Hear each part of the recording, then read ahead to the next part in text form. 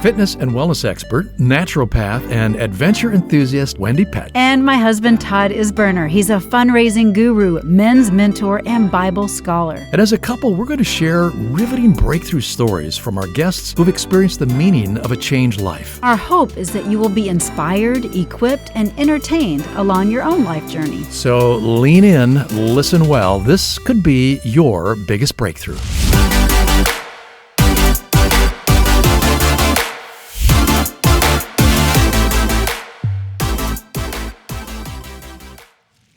Hey there, and welcome to this episode of Your Biggest Breakthrough. I'm Wendy Pett. I'm Todd Isberner. And we're so glad you're joining us here today. We sure are. Yeah, this is a big episode. We're touching on a topic that's pretty hard to talk about. Well, it is, and that's primarily because we just don't know that much about it, right? Or we've got wrong information about it. But that's going to change. Or blinders on the about next, it. Yeah, that's going to change within the next 30 to 40 minutes. Yes. So according to the International Labor Organization, there are 40.3 million victims of human trafficking globally. Wow. And that's with thousands in the United States alone. Human trafficking is an issue that's taken center stage as numerous celebrities and businesses and organizations increase awareness to combat this modern day slavery. Yes, and our guest today knows about this all too well. Her name is Holly Christine Hayes, and she's the founder and CEO of the Sanctuary Project. It's a survivor-run nonprofit social enterprise employing and empowering women who've survived lives of trafficking, violence, and addiction. And she's based right now currently in Austin, Texas, but nearly 20 years ago, in tears on the floor of a public restroom, Holly Christine Hayes breathed a simple but powerful prayer, and it was just this: God, help me. Later that day, after years of addiction and abuse, Holly met a stranger who helped get her into a recovery program, enabling her to escape the horrors that she had known. Now, many years recovered, Holly has founded Sanctuary Project, which I said is a nonprofit jewelry enterprise that employs and empowers survivors of that trafficking, violence, and addiction.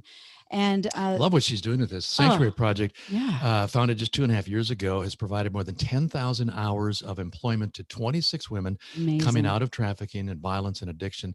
And 100% of their sales go directly to providing employment and job training for other women. She's an award-winning, I love this, an award-winning author of the book From Basement to Sanctuary. And Holly is passionate about sharing her vulnerable journey of healing.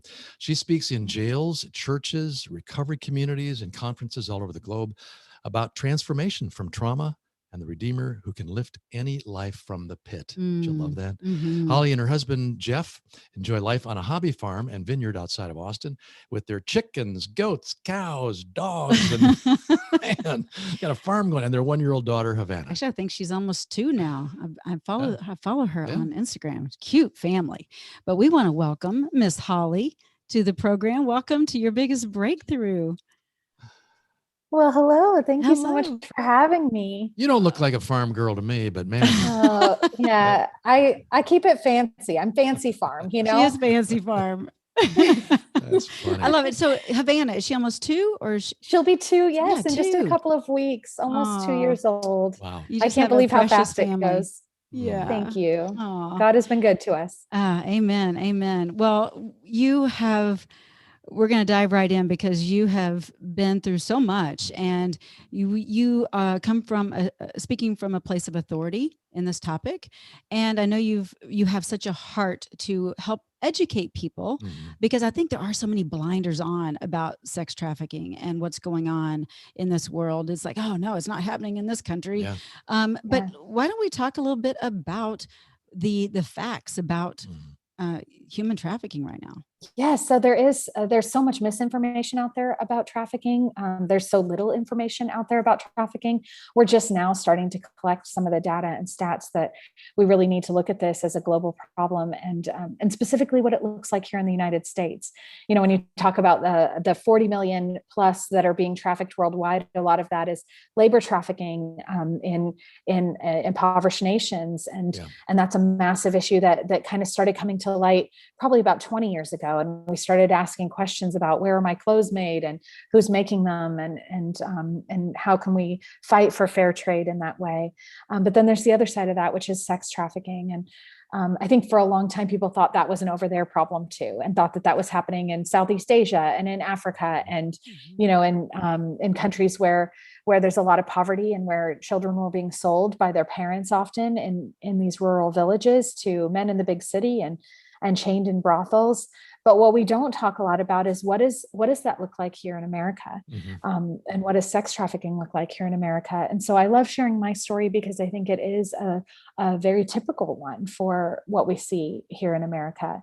I grew up in a good family. I grew up in the San Francisco Bay Area, and both my parents were in education, and I was provided all the opportunities that someone would want or need in life. And but there was some trauma in my young life. There was some sexual abuse from a caretaker that left an imprint on me. And then my parents got divorced in those very, very vital years between ages 13 and 14, where there was a lot of formation happening in my heart and soul. And that marriage falling apart around that time also left a toll on me. And around that time, I discovered drugs and alcohol and had a really abnormal reaction to drugs and alcohol, and really started to use it to escape from a very young age.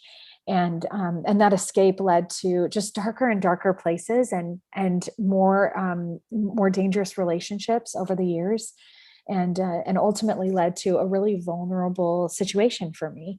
I was 19 when I met my trafficker, and I met him at a party. And at the time, I was drinking and using drugs quite heavily, and I think it was very clear that had been my life. And the most of the people I was hanging out with at that time were also drinking and using heavily, and so that was the circles I was running in, and it had progressed so quickly for me. I went from this good kid at 13 and a good student to drinking and using drugs daily by the time I was 15, dropping out of high school at 16, getting into abusive relationships around 17, 18. I had my first of 5 abortions when I was 16. And so all of it started to just progress very quickly for me. So by the time I was 19, I was actually quite hopeless. And when I met this man, when I met my trafficker, I actually felt hope for the first time, because here was this man that was actually taking an interest in me. He seemed to really care about my life, and he seemed to relate to a lot of the things I'd been through. He had had sort of a hard life and past as well. And so I felt really seen, and I felt loved, and I felt valued, and I hadn't felt those things in a long time. I now know that a lot of what he was doing in those early days was what's called grooming. He was making me feel special. He was making me feel seen. He was making me feel treasured and important to him. But very quickly, I learned he had other women. And very quickly, that relationship became abusive. And I started to feel trapped. And he started to isolate me from any relationships I had with friends or family members at that time. He encouraged me to stop paying rent on the little apartment I was subletting at that time. And I ended up getting evicted with nowhere to go. And he said, well, just come and live with me. I'll take care of you. And so he had set up this scenario where he had made me feel valuable and important, but then would do things to diminish my value as well, and make me feel like I needed him. And so once he had set up this scenario exactly the way he had planned, he began suggesting that he could sell me. And what that meant was, selling me to other men for sex. And I, at the time, because I was so beaten down and so lost, that when he suggested this, it actually felt like he was telling me that I had value. Here I thought I had no value, and he was saying, men will pay for you. You're valuable. And that was the way it was presented to me. I started doing that. And Holly, can I just stop you for just a second? Because you're raising all kinds of questions in my mind about those chaotic years between age 13 and 19. I was just thinking, if you had someone who could show you legitimate support, like he was trying to show you, but it was legitimate and for your good, not for your harm, wouldn't things have turned out so much differently?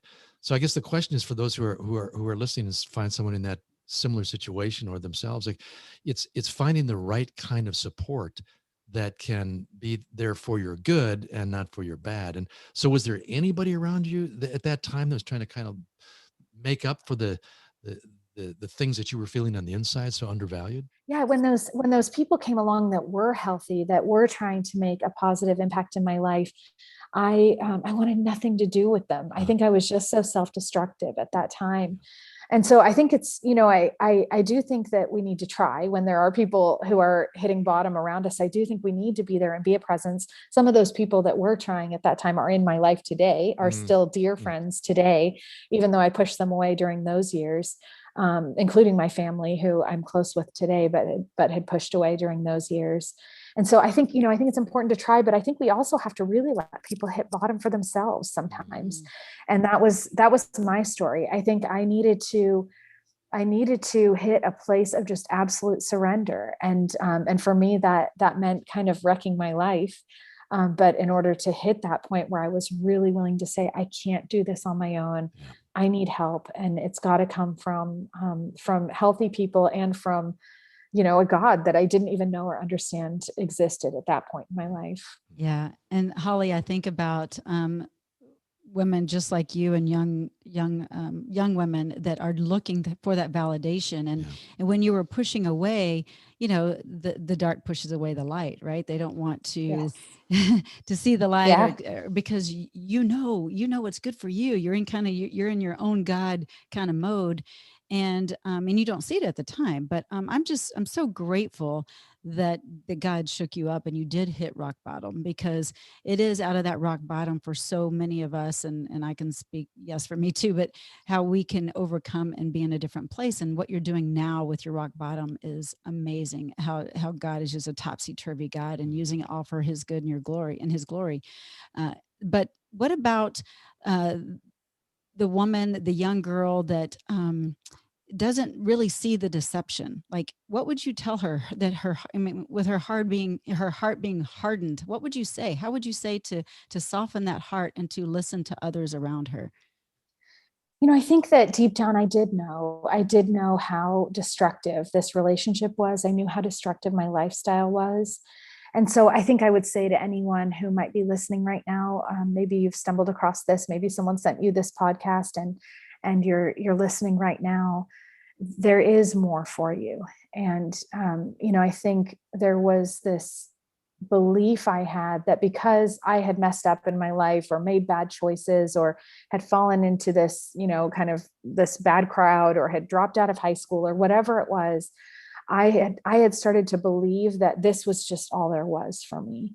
And I think that that's a message I see really common in women I work with, that we've sort of have acquiesced ourselves to this life of every once in a while I get beat up, every once in a while I get arrested, every once in a while I end up in a dangerous situation with a man. And I think I just would want to say to that girl, you do not have to settle for that life. There's unlimited potential for a new life. And you're worth it. You're worth so much more than you think you are. Well, you can speak from experience. So, because you've experienced that breakthrough, but take us back. And I kind of feel like I'm on the edge of my chair to what happened when you're 19 years old and he's now pretty much convinced you that your value is in being sold. So pick up the story from there. So I hated it. I started, doing this and immediately just felt so uncomfortable in my spirit, mind, soul, body, everything. I knew this wasn't right. And I hated it. And I kept getting drunk and high and not showing up for the jobs he was lining up for me. And so he kicked me out. So I like to say, you think that the lowest you can go in society is being trafficked. Nope. I went one lower and actually failed at being trafficked and Honestly, I want to put a pin in that because I heard you on another podcast, and this is what really I appreciated about your story is that you were willing to go just even deeper beyond the failed lowest of low point. That, oh no, I even got kicked out of there, and being just authentic and raw about that, right? I mean that says a lot, and you have to and to overcome that. How'd you hear the voice of God to overcome it? Yeah. I mean, ultimately that's like the greatest rejection, right? Like even your trafficker doesn't want you anymore. Like that's like, you're done, That's the bottom. That's the bottom. That's as low as it goes. But yeah, so I was homeless at that point, and on February 10th of 2001, I was homeless and abandoned by everyone. And I knew, and including my trafficker, and lost in my addiction still. and was on the floor of a public bathroom just crying and watching my tears hit the floor. And I just said 3 words. I said, God, help me.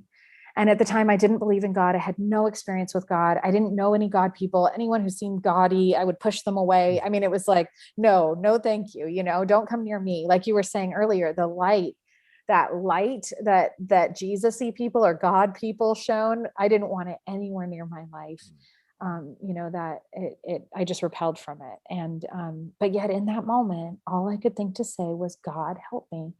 And that very night, I ended up meeting someone who got me into a recovery program. I've been sober since that day, from the trafficker and that relationship, and have, and since that day, really been on this journey for the last 20 years of restoring my own life and heart, but then ultimately getting to work with other women to help them find their biggest breakthrough and restore their life and heart as well. I love that, Holly. And what it reminds me, for those that are listening, never just dismiss that urge to speak out and help somebody, to just say, hey, how are you? Or to lend a helping hand, or invite them to go to a recovery meeting, or whatever the case may be. Yeah. Because of this stranger that entered your life and God answered your prayer, then things turned around. And so any of us could be that stranger to somebody else's deep need and desire. We want to talk a lot about your work with the Sanctuary Project, because that is so fascinating and so cool the way God is using that. But let's just hit a couple of other things before we get there. And one of them is, you were in a vulnerable place, and what factors do you think make up for that, for yourself back then, or for other young girls who are just at that stage in life, whatever the age is, 12, 13, 14, right in there, that makes them vulnerable to the exploitation of trafficking? Yeah. And what can parents look for? Yeah. The biggest thing was probably self-esteem, just that sense of self-worth and value. And so I think the advice I like to give parents is just make sure your children feel so valuable, make sure they feel so loved. I have never seen a woman come into my care who has been trafficked, who says, I felt loved and valued growing up, and then this happened, right? Because traffickers know exactly who to target. They're smart. They're not going around kidnapping healthy, well-adjusted children. And that's a real misconception that's out there about trafficking. Yeah. Like no one's going to sneak into my window at night and kidnap my little Havana, whose parents are obsessed with her and know where she is at every moment of every day. And that's just, they want easy targets, right? That's just not how it works. They're going after girls that they see are putting themselves out there on social media, trying to get attention, trying to get likes. They're looking for those girls that are insecure, because that's exactly who they can say, you have value. You're worth what a man will pay for you. And so that I know that that's the energy I was putting out there. And a lot of that was circumstantial, based on the sexual abuse. And then a lot of that was because of my parents' divorce, and just, and all of it could have been sort of treated with understanding my identity in Christ and having a faith, I believe. Yeah. I think that had I grown up with a sense of faith, or a value, an inherent sense of value, that I was fearfully and wonderfully made, a lot of that would have taken away that insecurity. And then the other thing is economic insecurity. Yeah. And I just think anytime there's economic. Yeah, what an epidemic we have with the millions of human trafficking that is going on with sex trafficking and labor trafficking. But it's basically an epidemic of women and men not understanding and knowing their worth. And so, like you said, even financially, and that is an issue too, coming from a place maybe of I'm just desperate. I need to provide. I'm a single mom, or whatever the case may be. And so it's out of desperation too, right? Absolutely. Yes, totally. And that's such a great way to put it. I mean, even when you look at labor trafficking overseas, it's humans not knowing their worth. It's, it's humans not being able to stand up and say, no, I'm better than this. I deserve fair wages. I deserve a safe working environment. And so that with labor trafficking, that's absolutely an issue we see. And then with sex trafficking, it's so manipulated. And, I think in our society, women are just told you are your appearance, you are your you are your jean size, whatever it is. And so even from a very young age, girls are getting these messages that, I need to be perfect and beautiful in order to be loved. Mm-hmm. And then there's bullying happening in schools for anyone who doesn't fit that perfect image. And so as soon as I think anyone can be vulnerable to that growing up. As soon as you start to believe things about yourself that are false, that, that you're not valuable, you can then become vulnerable to this. Mm-hmm. And so I think teaching our children, especially our young girls, that you are more precious than rubies, that you are priceless in the eyes of God, and that your worth is not dependent on what you look like, or or what anyone else thinks of you, but what God thinks of you. Wow, shout that one from the rooftops, Holly, because what you're saying is so simple, so basic, but so overlooked. And if we're going to fault ourselves in anything, it's going to be that we just haven't put enough effort into building up the self-esteem and value of those under our care. And maybe maybe you don't have parents who really know how to do that. And maybe you're an aunt or an uncle and you can speak that into the life of your nephew or your niece. But there are always young people around us that we can make an effort to build them up and to equivocate their value with something different than their appearance or their socioeconomic status, and to help them receive that truth, because sometimes that's the blockage. They can't even receive that they're loved. They just don't even believe it. Don't let that stop you from keeping on loving. Exactly. So what would you say to your younger self, Holly? So I think I was about 30 when I learned for the first time that I was fearfully and wonderfully made. And, not growing up with a faith, and not having, now I think it's probably something you learn in like Sunday school, or, or at some point in life, others may have been taught that they are fearfully and wonderfully made. But I remember when I learned it for the first time, and I was 30 years old, and I was at a small little, I was actually supposed to be one of the leaders for this little middle school gathering. And the girl who was talking about it and teaching about it started teaching this. And I was like in tears. I couldn't even believe that God had actually made me exactly the way he wanted to make me. That it wasn't, I would be fearfully and wonderfully made if I was a little bit prettier, a little bit shorter, a little bit skinnier, a little bit whatever, it was just the way I am, and not just my physical appearance, but my interior as well. My oversensitivity that I'd always hated, my flair for drama, my obsession with all things girly and fashion, and all of that he had actually created all of that for the good works he prepared in advance for me to do. And I think if I could talk to little Holly, I would be like, oh girl, there is not one mistake in you. Everything about you is intentional. Everything about the way you were made is for plans he has for you in your life. Because I spent so many years, so much of my young life hating little things about myself, and thinking I could be okay or like myself, or I would be loved if I was just a little bit different in these ways, if I looked a little different, or acted a little different, or just had it a little more together in these certain ways, or and I think understanding that today is really where I'm able to operate from and live into the mission and calling God has on my life, knowing that he created me for this work he has for me today. Wow. Yes. You talk about a breakthrough. That's a big one. That's the before and after picture that you're painting for us. And you're giving all the credit to the Lord for what he'd already put inside of you from the very start. And it comes to mind just the scriptures about being renewed in our mind and being transformed. And you truly have gone through that. And I think that's probably why you're so passionate about helping others. So let's talk a little bit about the Sanctuary Project. How did that come to be? What's this all about? So I first visited Thailand in 2011 and saw an organization there called Nightlight that was doing really beautiful work, working with the women coming out of the brothels, coming out of trafficking, and teaching them to make jewelry. And I saw them all sitting in a circle together and making jewelry together. And after they finished each piece, someone would hold it up and say, look at this one, look what I made. And all the other girls would say, wow, it's so beautiful. And I saw this sense of self-esteem start to develop in the girls, where they went from someone who was supposed to be this beautiful thing for sale on a bar platform to I'm someone who makes beautiful things. I'm someone who makes beautiful things.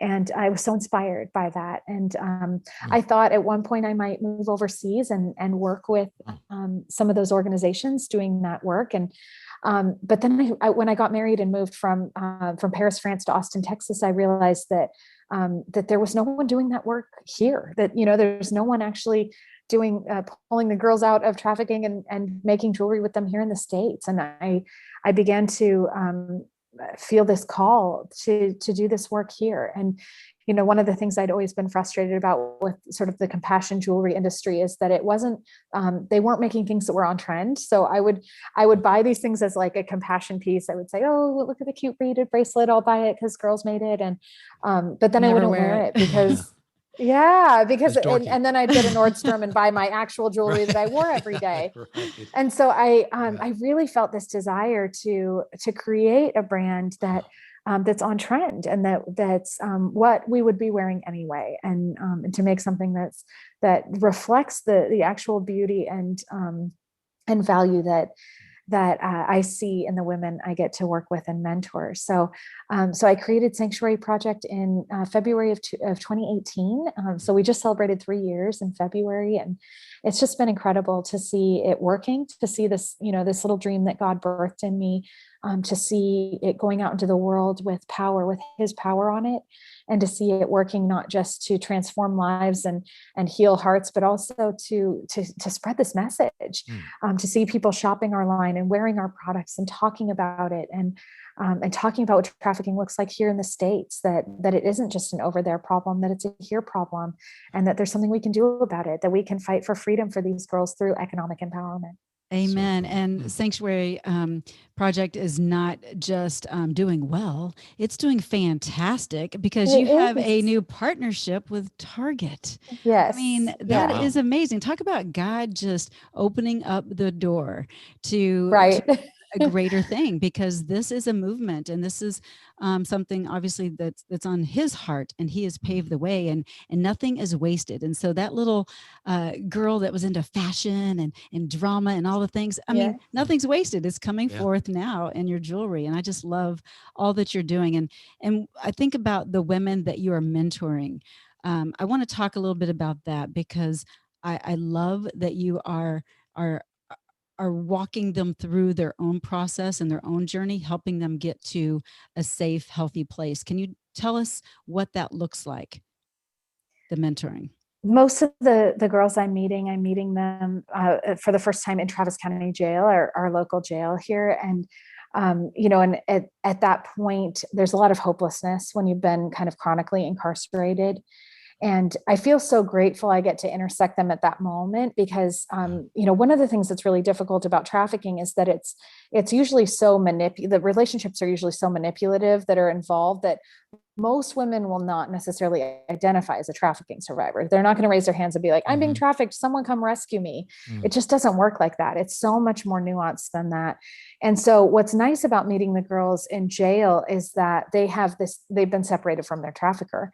So there's this moment where hopefully they've hit bottom because they're incarcerated. So things are not going well, right? So they're at that place of surrender that I was on that bathroom floor of, it can't get much worse than this.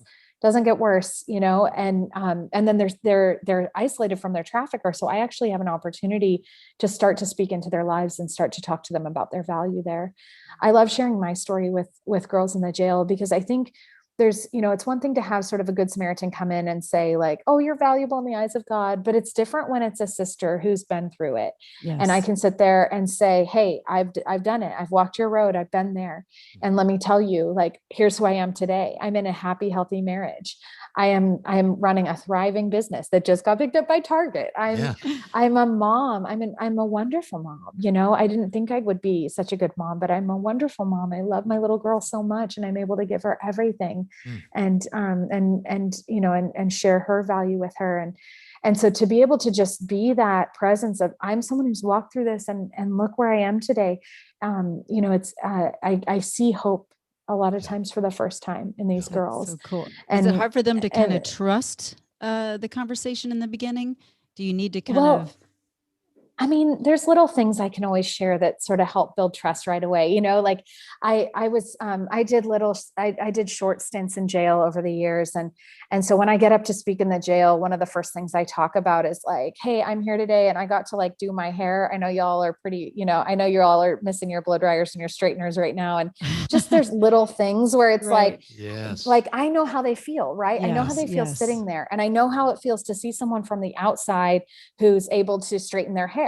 Well, and it looks like you have it all together, Holly. So that's kind of the reason I asked, for you to show up and them just trust. Holly, look at you. Look, you've got it all together. You're beautiful. You're amazing. You got this business. Really? But you've been there, so they. Well, you're relatable. That's the deal. Your experience is relatable, and the fact that you can tap in brings you legitimate credibility. So they're it's true. I do have to like prove it though. You got to prove it, it's like prove your street. Right. And I have those ways that I can and do that. And it feels good to be able to build that trust, because I would have needed it. I wasn't going to trust some fancy lady coming in from her fancy farm life and her wearing her fancy hat, her straightened hair, and her fancy hat and her fancy jewelry. I don't trust you. Well, tell us a little bit about the project, the jewelry designs, because I know you put a lot of thought into that. So what's important about all that to you? What do your pieces really represent? Because we know there's a message. Yeah, I've always loved the word sanctuary. I worked in vocational ministry for a lot of years before I started Sanctuary Project. And so I spent a lot of time in sanctuaries.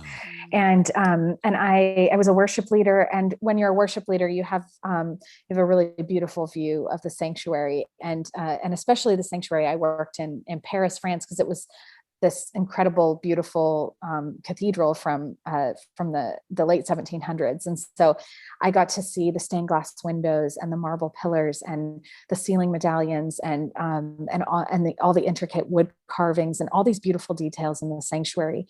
And those details always sort of jumped out to me. And I started to dream of this jewelry line that incorporated elements of what you'd find in a sanctuary, and that evoked that feeling of sanctuary. So for me, it's the literal sanctuary. Like for me, it's these buildings, right? It's the stained glass windows, and it's the marble pillars, and it's the pews, and the wood carved altars, and the organ pipes. And you are an artist. Wow. That's for cool. me, it's those things. But for other people, it's nature, right? And so, it's that vacation. And so I've tried to just kind of expand on the line with the word sanctuary, and look at, what does it mean? What does it mean to find sanctuary? And in each of our collections, we're making sure we're talking about what it means to find sanctuary. And so we have a collection coming that's our wild collection. And this was actually inspired for me by a vacation that I had in Florida with my family. And I was like, this is sanctuary for me, the palm trees and the sunshine. And so it has palm leaves, and it has sun medallions and lions, because my daughter has started roaring and everything. And so whether it's, finding sanctuary in the sun and the palm trees, or finding sanctuary in a cathedral, we want the line to just inspire that in its wearers. That's so cool. I love that. Are you doing men's jewelry yet? Oh, wait a minute. We have a couple of men. Can you improve on this metal bracelet, this magnet bracelet that I got here? He loves that, actually. Oops, that froze her up. Yeah, that scared her right there. Okay. Here she is. I'm back. Yeah, yes. We do. We have. So we have a couple of men who are wearing our pieces. All right. So Brandon Lake, I don't know if you guys know him. He's a worship leader with Maverick City, and he's been wearing our chain breaker collection. And cool. Nice. Yeah, another friend of mine who has a rock band, Missio, who has also been wearing like our stained glass and our chain breaker collection. So I'll get you some bracelets. We got you. I've been trying to get my husband to do it. He's a little farm life for it. He won't wear jewelry, but maybe you need to come out with farm animals on the jewelry. There you go. There you go. That's his sanctuary. So that would be perfect. Oh, that's outstanding. Well, Holly, I just love how you are are raising up Havana in a whole different way, and that she knows that she's valued and that she has a leg up in this situation, and that you're leaving a legacy for her. And it's just beautiful. And so you're just never too late. It's never too late, and you're never too far gone. And I know that's your message. And so I want you to speak to those that really want to help, but they don't know how. Like, what does the average person do to make a difference in modern day slavery? What can they do? For number one, buy your jewelry, but number two, what else can they do? I think the most important thing is find those organizations that are local to you and doing the work, because it's so different in each region in the US. Find your closest big city, and if they don't have an anti-trafficking organization, find the next big city closest to that. But get connected locally, because this is a local community issue, and we need the local community coming around it, and we need local businesses understanding it, and local law enforcement understanding it, and local hospital workers understanding it. And so getting that community education out there, and you can do that in your own community by getting your neighbors aware, and anyone who works in the hospitals and the police force in your community, making sure they are educated, making sure they know what to look for. And then partnering with that local nonprofit, whether it's financially or through volunteering, or however you can help. If you have gifts in accounting, volunteer for them, help them with their books, whatever that thing is, to come alongside the people who are already doing great work in the local community, and help support them so that they have all they need to do it well. That's good. That's really good. Yeah. Hey, Holly, tell us, before we let you go here, tell us a little bit about your book. It's from Basement to Sanctuary: Finding Healing and Transformation Through Surrender. And what inspired that? When did you put that out? And what are your hopes for that book? So I wrote it while I was living in Paris, which was such an incredible experience and journey. How long did you live in Paris, by the way? I was there almost 4 years, a little over 3 years. And we're back there often still. So we still have a place there, and we're back there as often as we can be, which is such a gift. We just have dear friends that became like family. I think when you've lived, I was supported as a missionary there. So I was living as a missionary. Cool. And I think when you've lived as a missionary somewhere, it's always going to feel a bit like home. And that's Paris for us. But I wrote that while I was living in Paris. A lot of the recovery meetings take place in the basements of churches. And I found myself really reflecting on how comfortable I felt going into the basement of the church when I was in that transition phase of coming out of this life of trafficking, violence, and addiction, and how that church basement really became my haven, and how there's such a miraculous spirit of healing taking place in the recovery meetings in the basements of churches. And so I really wanted to share that with those in the sanctuary, and then help the people in the basement understand what's happening in the sanctuary as well, and who the God is that rescues us. You bring such hope and inspiration. Just thank you for putting yourself out there. Thank you for always being transparent and vulnerable. And thank you so much for your passion and your love and your compassion, for those who still need to find their breakthrough. So we just pray God magnifies your voice in big ways. Yeah, because people want to make a difference. They just don't know how. Yeah. And so speaking of that, how can people connect with you and find Sanctuary Project online? I know you have a special promo if anyone wants to buy any of your jewelry for our show. It's called Breakthrough 20, and they get 20% off for our listeners, and we'll put that in the show notes. But where can they go to find how they can make a difference? So sanctuaryproject.com, you can shop us there and learn all about the mission there. If you want to give financially, you can also sponsor a survivor there. And then you can find everything about me at hollychristinehayes.com. That has links to my Facebook, my Instagram, and my podcast, Finding Sanctuary, if you want to follow along there as well. Which is a great new podcast, by the way. Congratulations. Thank you. We love it. Thank you so much for sharing your heart. And we pray that this continues to educate others, and that it does make a difference. So bless you and all your works, and we'll be in touch. Well, thank you so much. Thanks for having me. You're welcome. God bless. You're awesome. Bless you, Holly.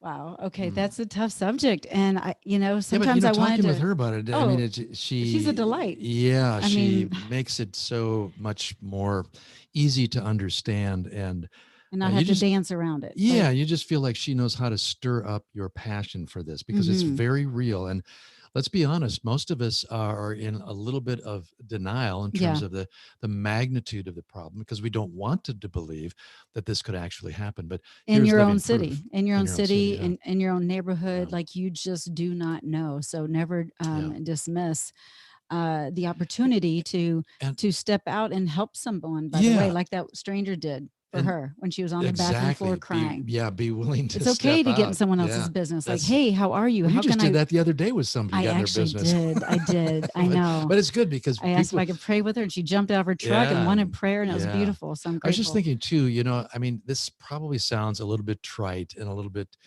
casual, if you will, but we can pray. We really can. We can pray for those who are involved in this work. There are a number of organizations now that have growing impact. And I even have, I'm on a text string that is put out by a detective that is in my hometown. And he has just a small group of people who will pray for him as he goes through the whole process of busting up trafficking rings. Traffic rings, yeah. So we can, at the very least, which is the most, we can pray. Absolutely. Absolutely. Well, we hope you enjoy this podcast. We hope that you will go and support Holly and the Sanctuary Project, and all of the information will be in our show notes. But go there, go to those websites, make a difference, because your purchase of jewelry or sponsoring a woman that needs to be mentored and in a place of restoration can make a world of difference. So thank you for that. And we thank you for sharing this podcast. God bless. And we'll catch you next time on the next episode.